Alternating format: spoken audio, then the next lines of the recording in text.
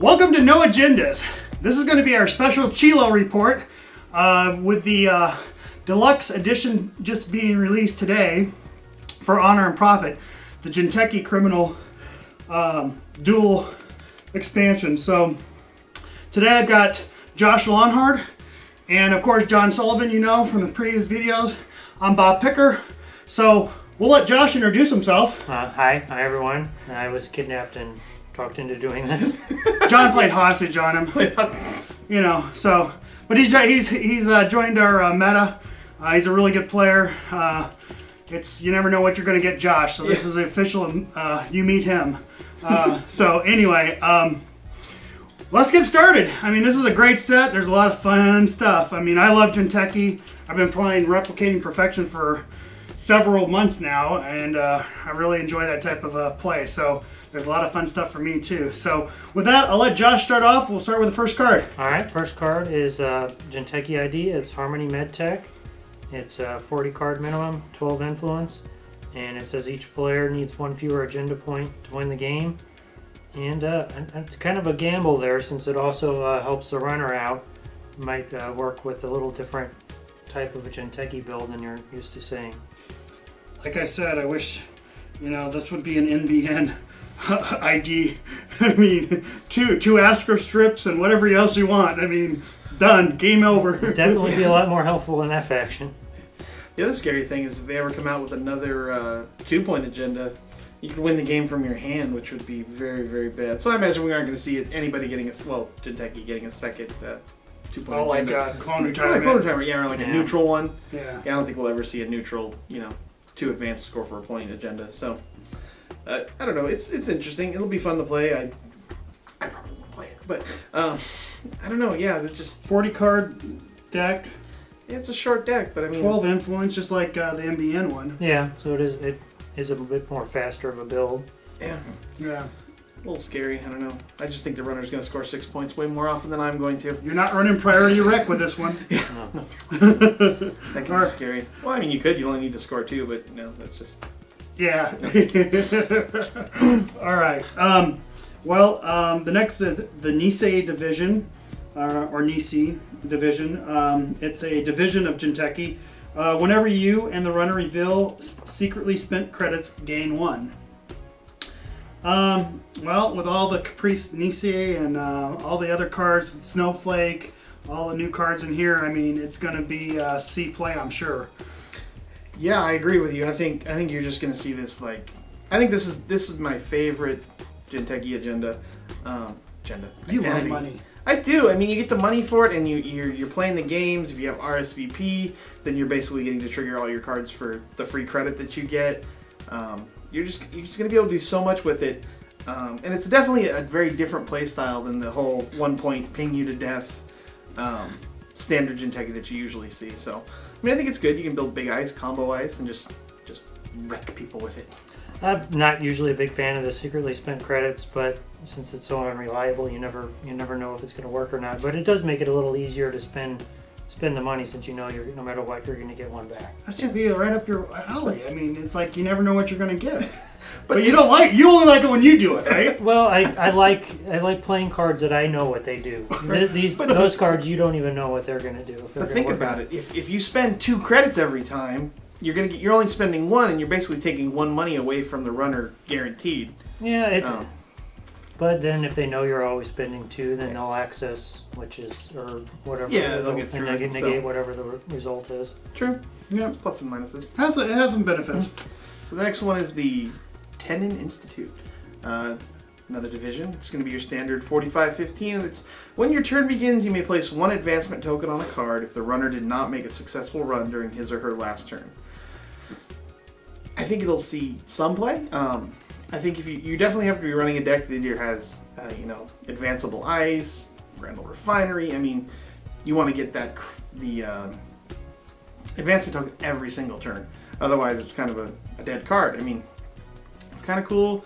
I guess if you had some 5-pointers, you could only advance it once, and you get the free advancement if they don't run. But I mean, it's also not make a successful run, so it seems like it'd be really easy to just nullify this benefit all the time. That is a problem, but I guess it forces the runner to run maybe more than they'd want to against Jinteki. And I'm not. Does it have to be an advanceable card? It just says an advancement token, so maybe it could be used as a trap. As a trap. Yeah, it says it's not advanceable. I don't know. I don't think the corporation is allowed to advance cards that are not advanceable. I know the runner can with Queen's Gambit, right? I'm pretty sure it has to be a card that can be. No, maybe not. No, I think it's that's been changed too. You know, as long as it says advancement token. But I think for the corp, if you advance it on your turn, it does have to say it can be advanced. Right. I mean, you're right. It should be on your turn. I don't know. Yeah, I don't know. Except for like the one where you can switch out. That one you can put the advancement tokens on a snare if you want potentially. I mean that doesn't matter. But I mean where it says advancement token, I think they specifically have to be advanceable cards. Something to check on for sure. Yep, Mm-hmm. It has potential. Yeah, like Josh says, I think it forces the runner to make more runs than they really want to, and when you have to make runs against Jinteki, that sucks. I do think they're all. I think they're all. Well, lesser the Harmony, but I think they're all playable identities. They'll all be fun decks to try out, even if they're not, meta worthy. Someone will find a combo. Top tier, yeah. All right. Next card is House of Knives. It's the first agenda. It's a 3/1. Place 3 agenda counters on House of Knives. When you score it, post an agenda counter. Do 1 net damage. Use this ability only during a run and only once per turn. Once per run. Once per run. Sorry. It's probably about as solid as a 3/1 as you're going to get for Jinteki with the extra net damage. Yeah. The only issue I have with this card is most of the ones that will do like a host agenda counter is you have to overscore them. So I'm surprised they made this a 3/1. I mean, that's the only thing. I mean, great card, but I'm shocked to see it's a 3/1. And you don't have to overscore it to get the benefit. Right, but it's not sneaky damage. I mean, they know it's there. They can prepare the runner. Excuse me, can prepare for it. So, but there's a card later on that is going to combo very well with House of Knives. But right. Taking one card out of the runner's hand is just fantastic. If you score 2 or 3, it's like, you started a run, take 3 damage. Yeah, and that's scary. It'll be devastating. And you run into Shinobi, isn't it? Shinobi. Shinobi's the one that does 6 net damage. But I mean, you could run into a normal time. There's so much. You take away what the runner can, face check into basically. Yeah. So that's just beautiful. Yeah. I wonder if there's a window that you could actually use House of Knives after they access cards. If there's an action window. Oh, between that, yeah. Because then they could access, one of the fun ones later on that does damage if they reveal wrong, and it's like, you take some damage. House of Knives 2 die. Well, it says anytime during a run, right? Right, but I don't know only during a run and only once per turn. So I just don't know if there's a window between accessing cards and the run's complete. An action window. Okay, because it says during a run, so right? Specifically. So when does a run end? Actually, is what you're saying. When do you have the extra? Yeah, the opportunity. Yeah. Interesting. Well, I think the ruling would be because like with Caprice, right? When you put her Caprice is about passing ice, though. This is about. I mean, what I'm saying is after you've accessed cards and they've dealt damage to you, then throwing this in on top. Yeah, because there's one card in here that does damage equal to your hand, so it's like, you lost your hand, now die. So Welcome to Jinteki. Yeah. Don't break into our facilities. Okay. With that, we'll go to the 4/2 agenda, Medical Breakthrough. Lower the advancement requirement of each medical breakthrough by 1. This ability is active even while Medical Breakthrough is in the runner's score area. Wow. This was spoiled a long time ago. When I saw this, I think I texted you or something. I said, Did you see this card? I think this is the best agenda that Jinteki has right now. I think this is really, really powerful. I agree with you that it's very powerful, and that especially if you get all 3 or later with fast track, if you go fetch it. It's a 2/2. Right, when you fetch it, it's a 2/2, and it's 2 points out of your hand. It's definitely going the other way than Jinteki does, than their normal, let's do damage to you, but yeah, I guess you could play Harmony Medtech and score. I think that's what this card was made for, right? Yeah. The first score isn't great, and you're almost fine giving it away because you still get the advantage for the next 2 that you can score. Okay, it's a 3/2. Yeah, this almost be great for baiting people into like mid-seasons. Yeah. Yeah. Okay, take it. Yeah. Okay. Good. Make it mine. Yep.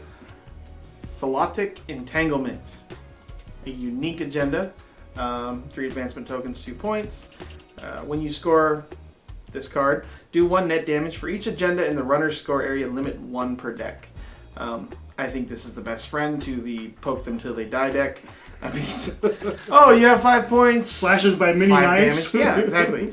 I mean, it has potential to do a lot of damage. And even then, if it's in just a regular, Jinteki deck with regular agendas and they got 1 or 2, it's a little extra damage on top. I understand why there's only 1 of it. I mean, you only get 1, so I just think it'll be potent. Yeah. Yeah, I didn't realize it was a limit 1. I mean, that's the first time they've limited an agenda. That's interesting. No, there's Director Haas's pet project. You only get 1. one. Okay, yeah. I guess so. Yeah. And it's a 3/2. It could be blank and it'd still be good. Yeah, that's why we play Brain Trust, right? Yeah. Brain Trust does something. I'm sure. Something. It makes ice cheaper, right? yeah, but I mean, it's just... how many times have you seen it overscored? Right. Okay. Never. All right. Well, And the last agenda in the set, Future Perfect. It's a 5/3, and it says when the runner accesses a Future Perfect, you and the runner secretly spend 0, 1, or 2 credits. Reveal spent credits. You and the runner spent a different number of credits. Prevent the Future Perfect from being stolen. Ignore this ability if the runner accesses Future Perfect while it is installed. I'm usually not a big fan of 5/3s to start with. And then once it's installed, that's when you're most scared of it being stolen, once you start advancing it. So I'm not quite sure on this one. Yeah, I mean, like I said, this is Caprice Nisei as long as it's not installed. But I mean, how are you going to get it scored? That's my only issue. I mean, yeah, it's a great 5/3. Those are always nice to score, but there's a lot of downside here. I mean, unless you played it out as a trap, trick to light it, something like that. That's the only way I think you'd get that scored. Yeah, I don't like it. A little louder. I don't like it. I love the reveal. I mean, if it was when it was installed, that'd be great, but I'm probably way too powerful at that point. So yeah, it's just like, oh, look, you accessed it from my R&D. I know it's coming now. Oh, you accessed it from my hand. You still can't steal it. I guess you can throw it in the archive. I don't see it seeing a lot of play for its power. I mean, maybe just to get Jinteki, more 3s, but I don't like it. Somebody will find something fun to do with it, though, I'm sure. They usually do. Is it me? I think it's you. Yep. Wow. I get the first executive, Cherman Hero. The runner's maximum hand size is reduced by 2. If Cherman Hero is trashed while being accessed, add him to the runner's score area as an agenda worth 2 agenda points. Not bad. I mean, it's Director Haas in a different flavor. But, oh, by the way, if you do get him rezzed, runner now has 2 less cards to play with. I from the face value, it's kind of like, oh, I don't really care if the runner has 2 less cards. If the runner has 4 brain damage, 4th click, flip him over, the runner's dead. I mean, there's nothing the runner can do. So, I mean, it can be really potent in that sense. Other than that, you make the runner pay 6 credits for 2 agenda points, but I'm sure runners would be happy to pay 6 credits for 2 agenda points. It'd be fun in Wayland if it wasn't for the 5 influence cost, reducing the hand size for some scorched. Well, the only problem is he'd have to survive a turn, because they don't discard down right away. You know where he goes, don't you? In my little replicating perfection, he's 6 to trash. Yeah. I mean, with my encryption protocols, I'll make him 9 to trash. Yeah, well, if you get them all, but I don't know. It's still, he just seems, I don't know, scary. Yep. I don't know. I think you're giving away agenda points more often than you're not. And yeah. Okay. Oh, and he's 5 influence. Yeah, but so he's not going in Wayland. He's not going in Wayland. It's too hard to get in Wayland. Yep. So the next up we have Mental Health Clinic. Costs 0. It's an asset. You gain 1 credit when your turn begins. The runner's maximum hand size is increased by 1, and you trash it for 3. So it's a cheaper pad campaign that helps the runner. The only funny thing about this is you could sweep off it and get more credits. But I mean, it's okay. It's a pad campaign that starts paying off 2 turns earlier, but also costs the runner 1 less to trash. I don't think it's a bad card. I'd probably play with it if I was trying to play pad campaigns, but Or sweep. yeah. I can see this in MDN. Yeah. And of course, you could always lull them into a false sense of security, trash these. Their hand size goes down, and then you kill them. But I don't know. I think it's okay. Mm-hmm. Yeah, I think I'd stick with Pat Campaign over it, but it is interesting. All right, Josh, you're up. All right, it's Acid. It's Psychic Field. It's an ambush card. 2 to trash. If the runner exposes or accesses Psychic Field while installed, you and the runner secretly spend 0, 1, or 2 credits. Reveal spent credits. If you and the runner spent a different number of credits, do 1 net damage for each card in the runner's grip. The damage is too great. It's a great card, other than 2 trash, and then the gamble with the side effect. But it's a pretty good card. You know what the best part about this card is? Sorry to cut you off. No. Go. Exposes. Yeah. It triggers when they expose. What's that card? Take 5 damage. Yeah, that's it's Oh. a great trap. It hits on expose. I mean, do you think there'll be a card for the runner side that will make the corporation spend their credits first before revealing? No, probably not. Because then, I don't think so. Because then you kind of ruin the whole, let's play with the whole gamble. I'm just saying if this gets, kind of out of hand, I'm just wondering. Do they write something like that where it's an event or something like that corporation can't spend? Yeah, maybe. I mean, you always get cards like that. You got Sweep for Andy. Mm-hmm. You got Swordsman for Ottman. Stuff like that. So I don't know. They plan ahead really well. So. Oh yeah, I mean Lucas does well. Yeah. Yep. I like it. I think it's a fantastic trap. I can't wait to have somebody run through RSVP and then into it. Like Whirlpool RSVP or something. Just fantastic. Again, replicating perfection. Well, sure. It's expensive to trash. It's expensive to trash. It's good. It's all the good things I like. Here's a nifty one. All right, this is mine. All right. No, I think this is it is yours. You're right. Shiku. I think Shiku. I agree. Okay, Shiyu. Depends if the K is silent or not. But anyway, so it's an ambush. When the runner accesses Shiku, you may pay X credits. The runner must take either X net damage or add Shiku to his or her score area as an agenda worth -1 agenda point. Ignore this ability if runner accesses Shiku from R&D. Awesome! Now we know why there is, Data Dealer and what's the Anarch card? Frame Job. Frame Job. There's a way to get rid of this. Hey, I'll spend 10 credits and you're going to take 10 brain damage unless you take this one. Net damage, but... net damage. And it keeps going when it's sitting in the archives too. So you can just keep hitting. I mean, you make somebody... They're going to take it eventually. But yeah, I could see runners now putting in Data Dealer or Frame Job to block this, because that would just be fantastic. Because the corporation can't stop you from taking it. Because when the corporation throws away, you're like, okay, well, I access it in archives and take it, and now I got 9 credits. Yeah. So. Yeah, it's a great ambush. You think so? Yeah, it's a great ambush card. And you can play that in MBM, but it's 4 influence, right? You use Shiku. You use 2 or 3. Does it count as an agenda? No, it doesn't count as an agenda for you. It is an agenda, though. No, it's an ambush. But no, it's score as an agenda. Oh, yeah. So I wonder if it triggers Philotic Entanglement. So hey, take 3 Shikus and now take, 3-4 net damage. Yeah. Might have to check on that. But, because it says it's as an agenda, so. Yeah. Yeah, it's an agenda in the area, right? Yeah. That would suck. What'd you win? Scored 7 agenda. How many should you have? -3.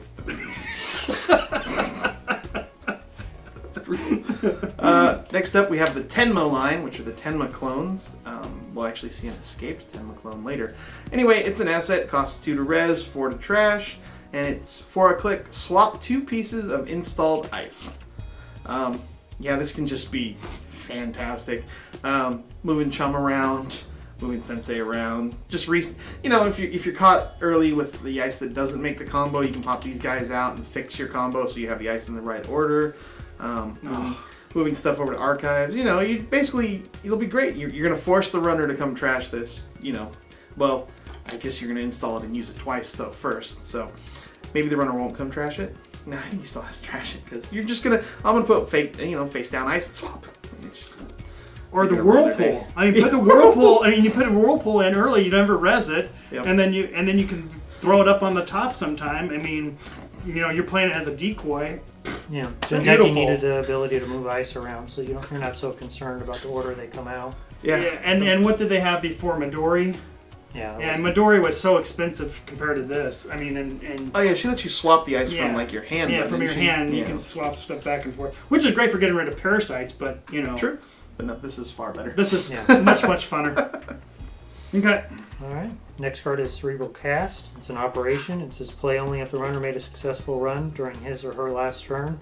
You and the runner secretly spend 0, 1, or 2 credits. Reveal spent credits.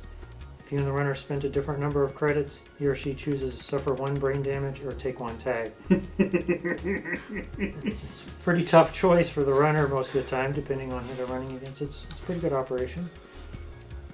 Yeah, the only thing is you're going to see this played maybe on your last click as a corporation, so the runner has a chance to clear the tag. Possibly, I don't know. I mean, if they take the tag, you know, they'll take the tag if you're playing on the last click, so you got to play on the first click. So then they're going to take brain damage. I mean, it's going to be interesting to see what happens. Hey, I think Jinteki's starting to rival HB in the brain damage department with a couple more cards coming up later. But I think it's fantastic, especially if you get a credit. You know, if you force the runner. I mean, once the game is on your side as Jinteki, you can force the runner to make a bad run or spend all his credits. Then you can hit him with things like this, and it's just you can really abuse the secret thing if they have no money. And I mean, yeah, add brain damage or take a tag and kill your resources.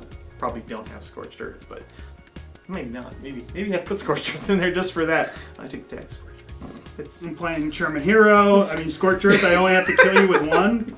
I mean... Oh, that'd be brutal. I mean, get Hero out. I mean, yeah. I mean, it's a potential out there. Is that where you have the cards in your hand and you're like, all right, I'm going to play Cerebral Cast, and you drop the Scorched Earth on the table by accident? I'll take the brain damage. That's wrong. I can see that totally happening. Yeah. could I happen. think that might be cheating, but Yeah. I don't know. I don't know if you It's a can side reveal. job. It's a side job. All right. Sweet. Is it mine? It's yours. The Medical Research Fundraiser. Looks like a lot of happy people. It's a transaction. Maybe Waylon wants it. It's only your credit. But the cost you 3. You gain 8 credits, but you give the runner 3. So you get 5. The runner gets 3. I know if I'm playing a spend the credit game, I'm not going to give the runner any credits whatsoever. Jinteki already has Celebrity Gift, which is fantastic. So, yeah, I'm not a fan of giving the runner money. Same here. There's better ways to get money without having to give away 3 credits to the runner. The only place I think this is going to be useful is possibly in a Wayland deck, because you're going to be so far ahead in credits anyway. It's another transaction, so you're going to net 6. So it's better than a hedge fund, right? Yeah. You And know, it's cheaper than a hedge fund. It's cheaper than a hedge fund. So that's the only time I'm going to see this, you know, because of the transaction ability. Yeah, but I think I'd rather play. I mean, I'd rather spend my influence on toll booths, green level clearance, blue level clearance. I'm just saying. Yeah. I mean, that's only. I could see it having a purpose in Wayland. Sure, Yeah. maybe Until they get something where it's punishing the runner for having for money. having credits. You know, I mean, you know. That'd be awesome. Yeah, so a card that makes you secretly spend the maximum number of credits. That could be coming. No, that'd be broken. Broken. Yeah. All right. Mine? Yours. I think it's yours. Okay. It's Mushin No Shin. It's an operation. It's a double. As an additional cost to play this operation, spin in a click. Install an asset, agenda, or upgrade from HQ in a new remote server. Place 3 advancement tokens on that card. You cannot score or res that card until your next turn begins. You still have an opportunity to put an ice in front of it, but it's a bit of a gamble. I guess if you're trying to sneak an agenda out, or you're hoping they'll run into a trap. I think I'd want to put a piece of ice on it, because then it, like, if you play it as a trap, you put the piece of ice thinking, oh, well, for sure it's got to be an agenda because they iced it up. Right. Oh, you know, sorry, it's Project Junebug. Yeah. You know, Or game over. Or you pretend to miscalculate. You're like, yeah, I'll play this, and then oh, it's a double. Oh, I've already. Oh, dang it. And they're like, haha, I run it, and you're like, it's a Project Junebug. I gotta tell you, I mean, the art on this, I love that. That's just awesome. Poker of the future. Yeah, holding the Halo cards and the chips there. That's Yeah. just awesome. Yeah, I like them. Okay. Inazuma. Maybe. Close enough for me. It's a code gate. Strength 5, res cost 3. The runner cannot break any subroutine on the next piece of ice or he or she encounters during this run. Second one is the runner cannot jack out until encountering the next piece of ice during the next run. Oh, love this card. This is like Whirlpool, but it stays out and keeps on giving. It's like Whirlpool twice. 3 times if you want. Yeah. I think it's gonna makes code gates scary. I mean, a lot of times right now the code gates are, and there's the one in HB that you can click through that I've ran into in weird non-HB decks before. But anyway, Josh. Yeah, from Josh. But and Toll Booth takes your money. Yeah, that sucks. But it doesn't hurt you, so you can really run blind. This will hurt you running blind. You run into this, and it's like Shinobi. Shinobi kills you unless you have a lot of credits to break with Trace. I mean, it's fantastic. It's like super RSVP. Not only can you not spend credits, you're going into the next piece of ice too. Yeah. Yogg doesn't break it. Yeah, it's expensive to get through. Oh, any other thoughts? I mean, I think it's going to see a lot of play. Tenma to put the put Whirlpool. A Whirlpool and then hit that? Yeah. Well, I guess you don't need to hit them. Yeah, I guess that's right. Yeah, Whirlpool. Because then they have to hit the next piece. They have to hit the next piece. Well, I mean, Whirlpool, yeah, they have to. Oh, that's good. A lot of good combos. Yep. Mine, right? Yes, it's yours. Komenu. It's a 1-strength sentry. A couple scary dogs that were on the deck box. Yeah, that was on the deck box, wasn't it? That's a cool deck box. Anyway, when the runner encounters Komenu and gains do 1 net damage for each card in the runner's grip for the remainder of this run. So, Inazuma into this, the runner has no more cards, House of Knives, they're dead. We keep on hearing that. Come on, it's a recurring theme, I think. Yeah. Wow, this will be fun. I mean, it's easy to break, sure, no problem, but it will cost the runner, money equal to the cards in his hand. You're already playing Jinteki, so they're running with a big, hand of cards. So, I like it. I mean, sure, yeah, break by Mimic and stuff like that, but you have Inazuma, you have RSVP, it's a beautiful piece of ice. It's expensive. It's very expensive, and if you're at this point, if don't have a sentry breaker out and you're face checking against Jinteki, you're asking for problems. So that's only, but it could be expensive because it's going to get an additional subroutine depending on how many cards when you hit it. So it'll. Yeah. I mean, I agree. You're right. It is expensive, and you're not going to put lose it all your anywhere else. cards no matter what. Well, yeah, unless you can break it. So. Yeah. And then again, House of Knives. This seems to be a theme. How can we hurt people with House of Knives? I like it. I will play it for sure, just so I can get somebody to run into it. You know what's scary, though, is all these cards are going to be legal for regionals that we're going to on Saturday. Yeah, I know. Then people who play cards will be like, hold on. Okay, that's that one. All right. Let's do some studying before I don't know. I thought about switching up my deck, but my Replicating Perfection has just got, I think it's got to be there. Yeah. There's so many good cards now.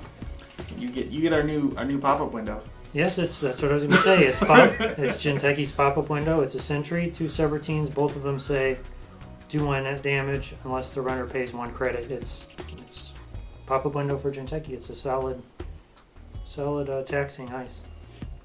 Yeah, the only thing is the corporation doesn't get anything back for it, but that's but it does 2. It's 2 subroutines, so that's, I'll take 2 of their money. Especially if they're starting to run out of it, or they've ran into RSVP, or if they have no money. If they have no money. 2 damage. Yeah, it's a pretty card. It's a good ice. I like it. I mean, you don't have to pay the faction cost to pop-up window, and it slows the game down for sure because the runner's going to run out of money. Yeah, what pop was 1 or 2? Influence? Yeah. 1 or 2. Yeah. Something short. Something cheap like that. Yeah. Stuff. All right, so I got the next one. So this is a code gauge, another code gauge. Shiro, look at the top 3 cards of R&D and arrange them in any order. So it's precognition. Sort of. Yep. And then the next one is the runner accesses the top card of R&D unless the corporation pays 1 credit. Not bad. Expensive. You're not going to break it. So, the corporation actually has to pay 1 for you to actually even access it. Well, I mean, unless you happen to draw 3 agendas, who cares? Show them. I mean, you can show them what the card is. Unless it's a trap and you want to hide a snare from them or something like that. Or that'd be a good way to fake them out. Be like, yeah, I'll pay the credit. You can't see it. Even though it's, an agenda or, I wouldn't put an agenda there. But like snare, if you want to try to protect the snare from being seen. I think it has potential. I think it's way too expensive. It's probably too expensive unless you're running a lot of traps and there's a good chance that you could force an access. Yeah. Oh, that's right. He accesses. Oh, I apologize. He accesses the card. Yeah. You run them into the snare then. Mm-hmm. Oh, that's what I'm saying is, unless the core pays 1. Yeah, unless the core pays 1, unless he breaks the subroutine. Yeah. Ooh. Yeah. Yeah, if you're running trap heavy, it could. Yeah, hit a little shock, hit a little snare. It's still expensive. But it's also hit the agenda that you have to steal. Oh, fetal AI. No, the one that gives you -1. The trap. No, because that one doesn't work in R&D. Shikyu doesn't work if it's in R&D. Oh. Yeah. So I wouldn't work with that. But still, in fetal AI, if they don't have any money or anything like that. Oh, how did I get this? Oh, you got the fun one. We were all worried about which card we'd have to say this one. I got the really cool sentry that costs 9. Suzan no Mikoto, which You do pretty good. You do the best out of all of us. That's not saying much then, because that wasn't very good. So it's a cost 9. It's 7 strength. It's a sentry. It's a deflector. If not running on archives, the runner is now running on archives instead of passing this card. The runner cannot jack out until after he or she encounters a piece of ice. So the fun thing about this is, if there is no ice in archives, they have to access archives, meaning they have to take all that shock damage, all that other, the Shikyus if you have them hiding in there and stuff like that. I think it can be super deadly. It's a 7 strength sentry, so it's super expensive for Fem to break. It's still expensive for Ninja to break. Even Garrod is expensive. Garrod still pays 6, yeah. 6 to break that. I'll be playing it and hopefully having the 9 credits to res it, but that's the only problem is 9 credits, right? Getting it shut down. The res cost is a little bit much for me, but it's pretty neat effect if you're set up for it. Yeah, or it's just even keeping them out of the server, because now they always bounce over to the archives. I love it. I think it's phenomenal. It's the big eyes, it's like Flare or Janus. It's like Flare for Jinteki. And it has its sweet flavor, and it looks cool, and the flavor text is just fantastic. What's the flavor text? Certain areas of cyberspace are dominated by a single digital entity. Runners call them gods, and only a miracle can save those foolish enough to enter their domain. Exactly. See, I flip this over. It comes after an Inazuma or whatever. You have to access it. Now you're in archives, accessing 3 shocks and whatever else is in there. Nasty. Love it. All right. Next card's an upgrade. It's Neo Tokyo Grid. It's a region. First time an advancement token is placed on a card in this server, each turn gain 1 credit. It's 5 to trash. I think pad would be a little more reliable way to make a credit each turn.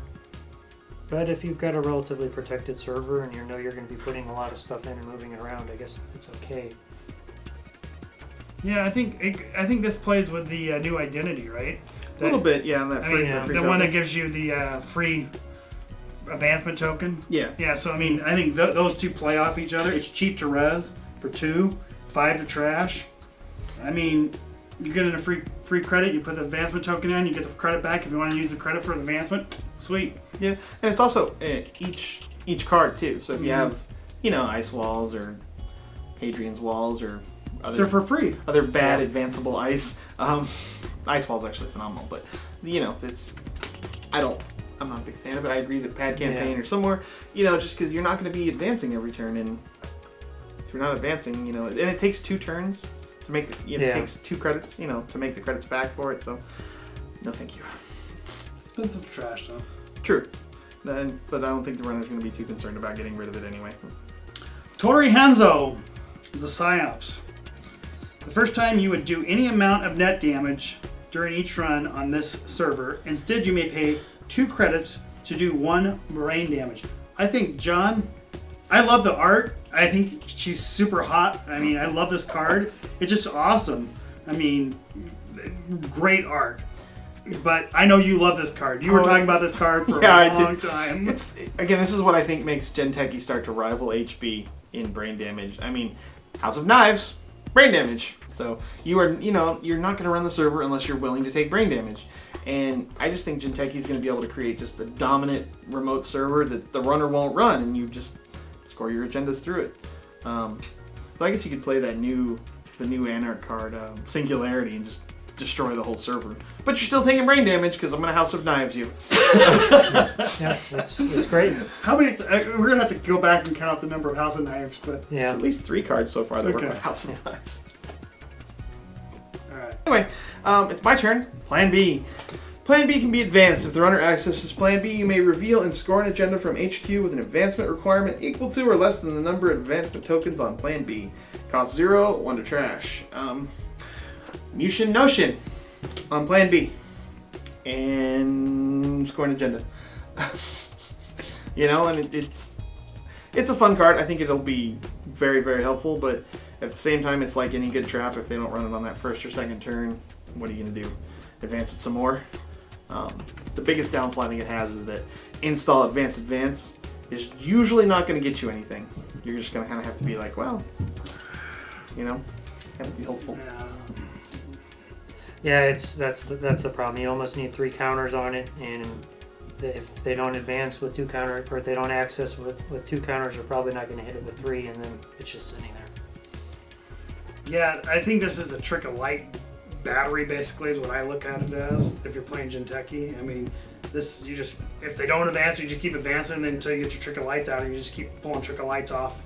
I mean, 3 trick of lights, you score anything you want. It's actually not a bad idea, mainly because because eventually once Jinteki gets a certain number of points, they have to start running into all your traps, and it'd be like, oh, you have 5, I'm running into it. Nope, 7, win the game. So what would be nice is, what'd be fun? Because this is neutral. I got it. Here's the deal. Project Beal.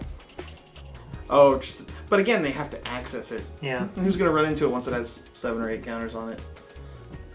Yeah, it's going to be unusual to see Jinteki advance, or not Jinteki, NBN advance anything beyond maybe 1. Right. Yeah, I know. There's restructured data. That's where the funny thing is, It's like, because people will say, well, is that a Project Beal? Well, no, it's really not a Project Beal, but it will be a Project Beal when you run it. Just a huge project. I mean, that's my thought. Yeah, it work. I know. I'm just looking for uses. Yeah, I agree. I think the best use with it is the Mushin No Shin. Or a Project Ares and HB. Oh my God! But you're still. I think you're not going to get enough advancement counters on it for somebody to run it. I guess maybe in HB you could make them think it's mandatory upgrades. Yeah, exactly. That would be about it. Like, oh yeah, I got 3 on it. Next turn I got 3. I can man it. Okay, here go. Oh crap! I gotta run it. Good mental game card. But yeah. Okay. All right. Next one's a guard. It's a sentry 4/2. Guard cannot be bypassed in his in-run subroutine, and the most important thing is that it can't be bypassed. That's the main value in this card. Anti-inside job. Yep. Yeah. No, I mean, put this over HQ for all those inside jobs that you hate the first couple turns. This is a card you want to see show up in your deck. In your hand, the first round. I mean, I would love to see this every time, just for the inside job protection. Yeah, it'll see just a ton of play, and it's a great card. I mean, you stop inside job, you stop the new card that's so.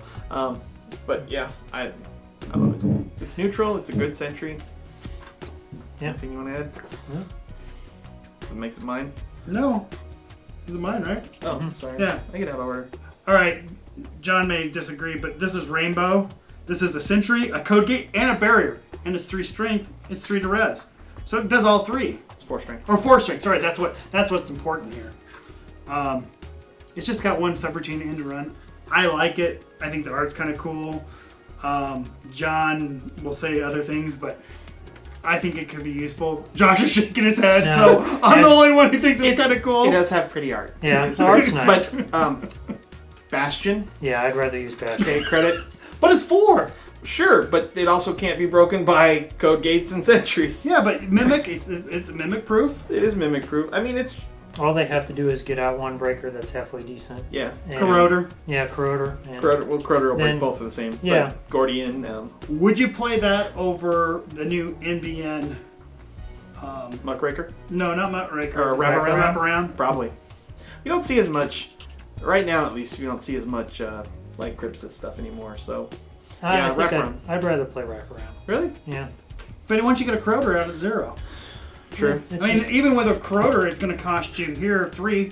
Then I'd use it. That's what Bastion's for. I'd rather use Bastion over this. I'm not going to win the argument, guys. Not against Bastion, no. Bastion just... It's over. Yeah. Okay. Next. Diversified Portfolio. A card that looks really cool, but I'm not sure about. It costs 1. It's an event. It's a neutral transaction. Wayland might like it, but Wayland doesn't make enough remote servers. Anyway, it's gain 1 credit for each remote server with a card installed in it. Jinteki Shell Game. Yes, sure, no problem. You got 4 remotes out there with various traps on them and things like that, and you're getting your hedge fund money. Yeah. So it's a good card in the right deck, but most of the time it's not helpful. I don't think it'll be played unless you're playing For the Jinteki shell game. Yeah. Or That's all you can say? Yeah, You know where this is going. Yeah, I know you'll play. I mean, I could have 8 servers at one time. I think against Stephanie last week I had 7, and that's not uncommon for me to have. I don't know. Only again, your deck is very good. I agree. Encryption Protocol could be very fun, but I think a lot of people just let you build things up, and that's where they run into trouble. Like I know when I play, I will trash every single card you put out there. This is true. Yeah, because you usually have the money. And even if I don't have the money, it's gonna be like, all right, I got 3 credits, trash that. I got 3, because that's how they beat that deck. But no, this card will be beautiful for your Encryption Protocol deck. I'm sure it'll be. Because I always need money in that deck. I mean, I'd almost pull out the Celebrity Gifts to put that card in. Just because Celebrity Gifts, you have to show them. Yeah, but I mean, that's the downfall of Celebrity Gift is they know what you got for traps, and I'd like to keep that secret. So if I can switch those out, I mean, just run them out that way and get the money that way. not a bad plan. I like it. It's a good card. Yeah. I love it. Okay. All right, fast track. It's operation. Search R&D for an agenda, reveal it, and add it to HQ. Shuffle R&D. Pretty much what I was looking for with my fast advanced deck. So this is going to go in the end. Once I figure out a way to make room, yeah. What would you sacrifice? Because I know that how many times in the fast advance is like you got the Astro script and you can't get another one behind it, or you get a 1-pointer. It's like that's not what I want. I haven't quite decided what I'm sacrificing. I haven't decided yet, but at least one of these is going to have to go in. Sure. I think you got to put 2 though to make it useful. For a fast track? I mean, we'll just make sure you pull it though. But I mean, sure. Because I mean, I would have won the game last week too if I could have just pulled an agenda. I mean, and you know, there's so many times you need an agenda. You're right there, and the runner goes into a deep dig, and you end up losing. Yeah, and it's just especially like you were saying earlier, Sand and an Astro token. Yeah. To score another Sand or score another Astro, and just dig them in deeper. It's beautiful. Love it. Yep. Thanks for watching, everyone. This has been No Agendas with a Chilo City Grid Report. Special edition, the unboxing of Honor and Profit with the Jinteki side. We'll be back to do the runner side next.